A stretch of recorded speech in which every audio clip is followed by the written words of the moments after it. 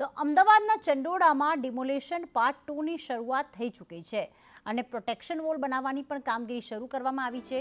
અત્યારે ત્યાં બે દ્રશ્યો જોવા મળી રહ્યા છે। એક બાજુ જે ગઈકાલે તમામ મકાનો તોડ્યા તેનો કાટમાળ હટાવવામાં આવી રહ્યો છે અને બીજી તરફ પ્રોટેક્શન વોલ બનાવવાની કામગીરી પણ શરૂ કરવામાં આવી રહી છે।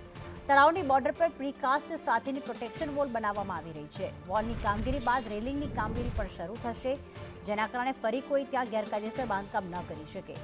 તળાવના ડેવલપમેન્ટની કામગીરી પણ શરૂ કરી દેવામાં આવશે।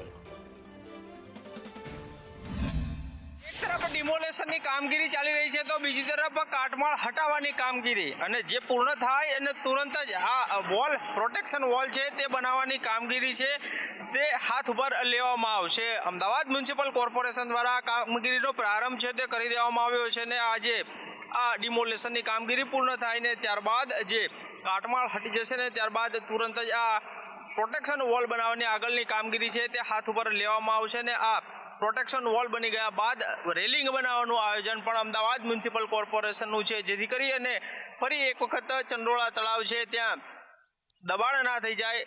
બીજી એક મહત્વની બાબત એ છે કે આ તમામ કામગીરી પૂર્ણ થઈ જશે ત્યારબાદ અમદાવાદ મ્યુનિસિપલ કોર્પોરેશન આ તળાવ જે છે તેને ઊંડું કરવાની કામગીરી કરશે અને ત્યારબાદ આ ચંડોળા તળાવ છે તેના આસપાસના જે વિસ્તારો છે ત્યાં ડેવલપમેન્ટની કામગીરી જે પ્રમાણે પ્લાન તૈયાર કરવામાં આવ્યો છે તે મુજબ હાથ ઉપર લેવામાં આવશે। કેમેરામેન સંદીપ રાઠોડ સાથે કશ્યપ જોશી, સંદેશ ન્યૂઝ, અમદાવાદ।